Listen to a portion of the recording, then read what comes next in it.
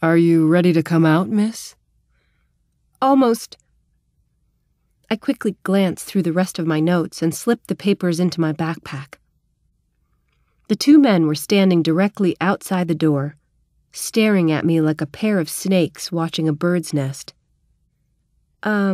Excuse me. I slipped between them, walked to the other side of the room, and sat on what looked like a giant beanbag sofa covered in soft fur. The men sat on either side of me. One of them nudged my shoulder. You're too stiff. Lie back and relax. The seat molds itself to your body. They wouldn't take no for an answer.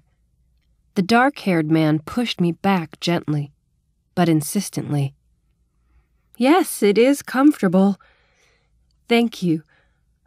Where's Keyshawn? Who's Keyshawn? The man I came here with?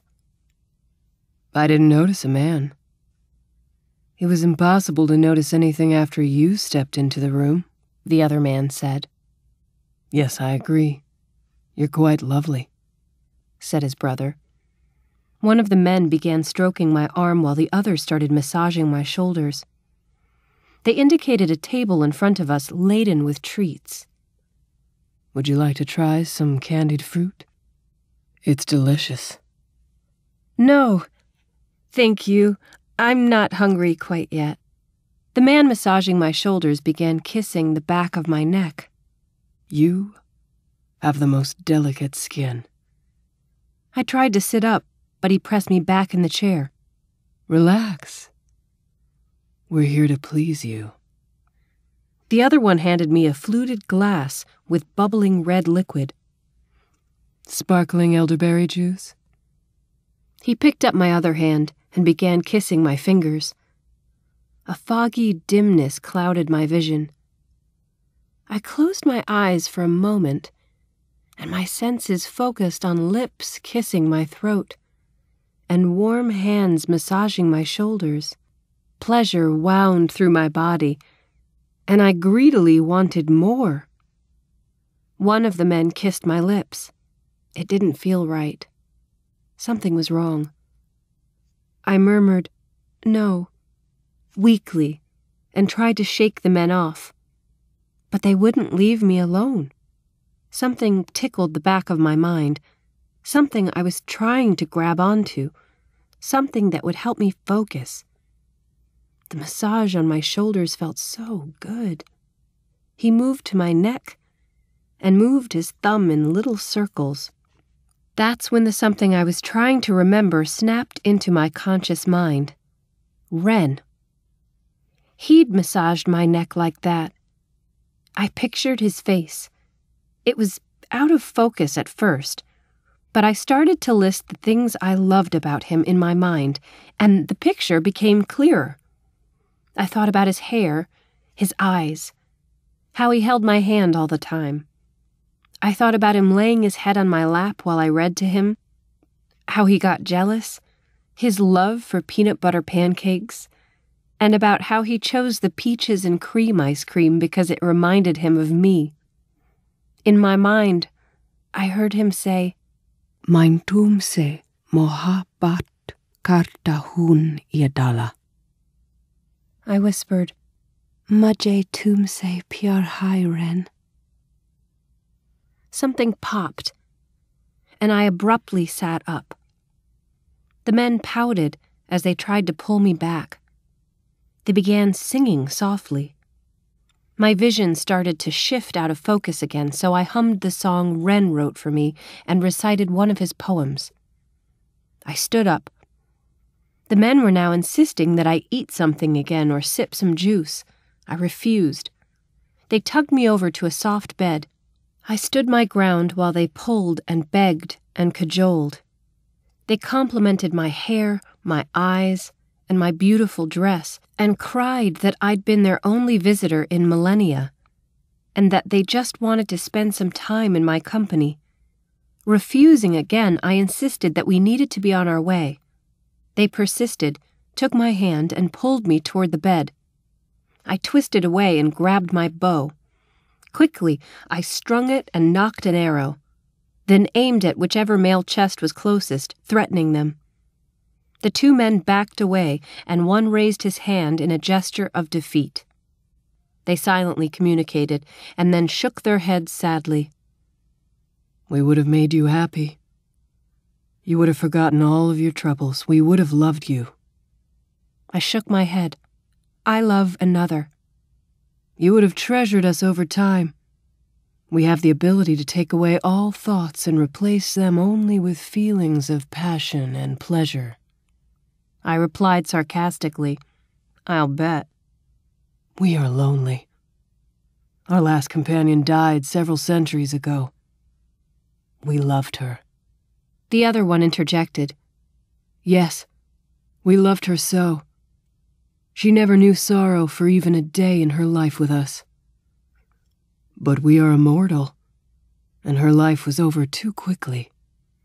Yes, we must find a replacement. Well, sorry, boys, but I don't want that. I have no interest in being your... I swallowed. Love slave. And besides, I don't want to forget everything, or everyone. They studied me for a long moment. So be it.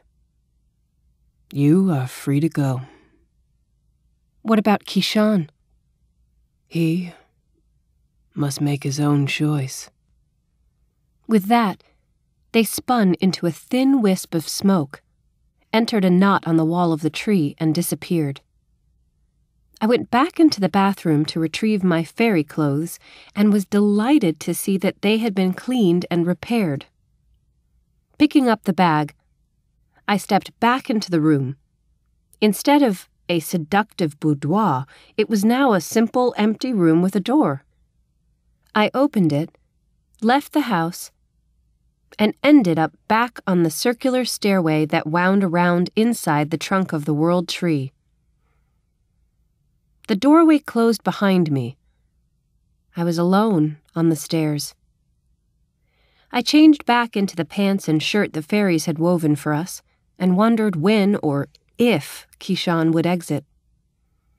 That soft bed would have made a much better place to sleep than the hard wooden steps. Then again, if I had stayed in that bed, I don't think I would have been getting a lot of sleep. I mentally thanked Wren for saving me from the tree nymphs, or man sirens, or whatever they were. Completely exhausted, I curled up in the sleeping bag and fell asleep.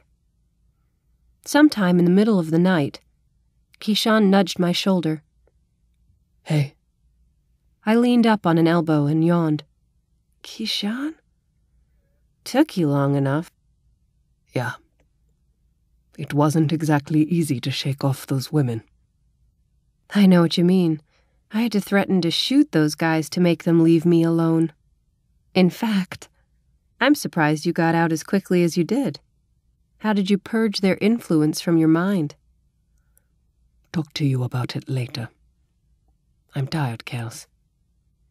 Okay, here. Take my quilt. I would offer to share the sleeping bag, but I've had enough of men for the moment. I understand completely. Thanks. Good night, Kels. After we woke, ate, and packed, we continued up the steps of the world tree. Bright light shone ahead. A hole in the trunk opened, and we stepped through to the outside. I appreciated the sunshine, but the steps were no longer enclosed. I hugged the trunk, refusing to look down. Kishan, on the other hand, was fascinated by how high we were. He couldn't see the bottom despite his super tiger vision. Giant branches extended out from the tree. They were so large, we could have walked across one together side by side without any danger of falling off. Kishan ran along a couple of them from time to time to explore. I stayed as close to the trunk as possible. After several hours at our slow pace, I stopped in front of a dark hole that led back inside the trunk. I waited for Keyshawn to return from his latest exploration so we could enter the hole together. This part of the trunk was darker and moist. Water trickled down the inside, dripping and plopping from somewhere above. The walls changed from smooth to splintered and peeling. Our voices echoed. There seemed to be a large gap in the tree, like it had been hollowed out. I said,